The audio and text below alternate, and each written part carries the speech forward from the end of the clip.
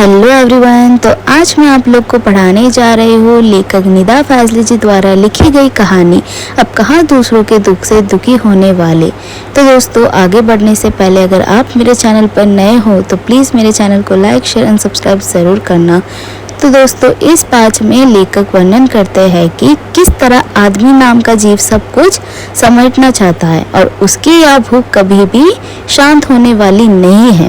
वह इतना स्वार्थी यानी सेल्फिश हो गया है कि दूसरे प्राणियों को तो पहले ही बेदखल कर चुका था, परंतु अब वह अपनी ही जाति अर्थात मनुष्य को भी बेदखल करने में जरा भी नहीं हिचकिचाता है। और परिस्थिति यह हो गई है कि ना तो उसे किसी के सुख दुख की चिंता है और ना ही किसी को सहारा या किसी की सहायता करने का इरादा।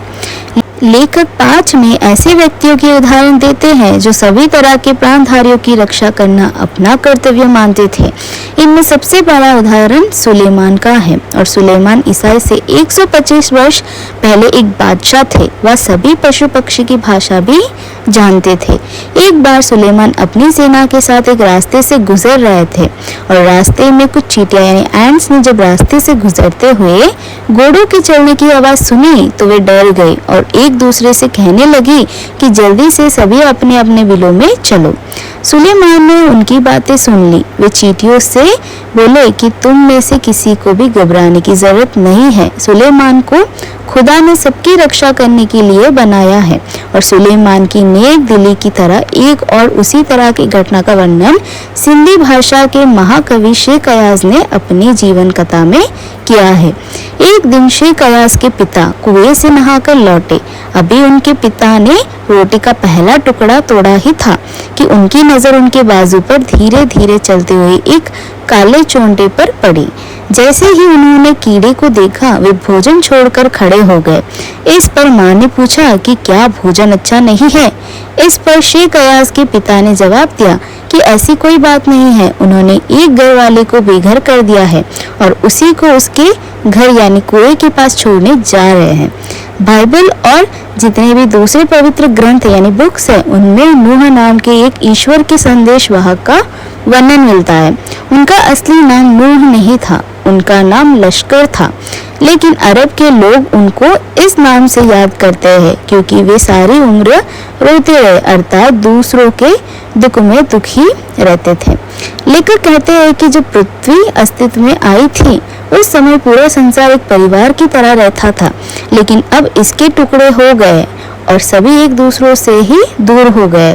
वातावरण में इतना अधिक बदलाव हो गया है कि गर्मी में बहुत अधिक गर्मी पड़ती है और बरसात का कोई निश्चित समय नहीं रहा है और भूकंप, सैलाब, तूफान और रोज कोई न कोई बीमारी ना जाने और क्या क्या ये सब मानव द्वारा किए गए प्रकृति के साथ छेड़छाड़ का नतीजा है। कहा जाता है कि जो जितना बड़ा होता है उसको गुस्सा उतना ही कम आता है, परंतु जब आता है तो उनके गुस्सों को कोई शांत नहीं कर सकता। समुद्र के साथ भी वही हुआ। जब समुद्र को गुस्सा आया तो एक रात वह अपनी लहरों को ऊपर दौड़ते हुए आया और 3 जहाजों को ऐसा उठाकर 3 दिशाओं में फेंक दिया जैसे कोई किसी बच्चे की गेंद को उठाकर फेंकता है। लेखक कहते हैं कि बचपन में उनकी माँ हमेशा कहती थी कि शाम के समय पेड़ों से पत्ते नहीं तोड़ने चाहिए क्योंकि उस समय यदि पत्ते तोड़ोगे तो पेड़ रोते हैं, और पूजा के समय फूलों को नहीं तोड़ना चाहिए क्योंकि उस समय फूलों को तोड़ने पर फूल श्राप देते हैं। और नदी पर जाओ तो उसे नमस्कार करना ही चाहिए, वह खुश हो जाती है। कभी भी कबूतरों और मुर्गों को परेशान नहीं करना चाहिए।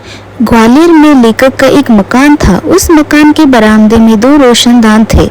उन रोशनदान में कबूतर के एक जोड़े ने अपना घोंसला बना रखा था। बिल्ली ने जब कबूतर के एक अंडे को तोड़ दिया तो लेखक की मां ने स्टूल पर चढ़कर दूसरे अंडे को बचाने की कोशिश की, परंतु इस कोशिश में दूसरा अंडा लेखक की मां के हाथ से छूट गया और टूट गया। कबूतर की आंखों में उनके बच्चे से बिछड़ने का दुख देखकर लेखक की मां की आंखों में आंसू आ गए। इस पाप को खुदा से माफ कराने के लिए लेखक की मां ने पूरे दिन वह उपवास रखा। अब लेखक समय के साथ मनुष्य की बदलती भावनाओं के लिए एक उदाहरण देते हैं कि 2 कबूतर ने लेखक के फ्लैट में एक ऊंचे स्थान पर अपने घोंसला बना रखा था। उनके बच्चे अभी छोटे थे। उनके पालन पोषण की जिम्मेवारी उन बड़े कबूतर की थी। लेकिन उनके आने जाने के कारण लेखक और लेखक के परिवार को बहुत परेशानी होती थी। कभी कबूतर किसी चीज से टकरा जाते थे और किसी चीज को गिराकर तोड़ देते थे। कबूतर के बार बार आने जाने और चीजों को तोड़ने से परेशान होकर लेखक की पत्नी ने जहाँ कबूतर का घर था वहाँ जाले लगा दी थी। कबूतर के बच्चों को भी वहाँ से हटा दिया था जहाँ से कबूतर आते जाते थे। उस खिड़की को भी बंद किया जाने लगा था। अब दोनों कबूतर खिड़की के बाहर रात भर चुपचाप और दुखी बैठे रहते थे।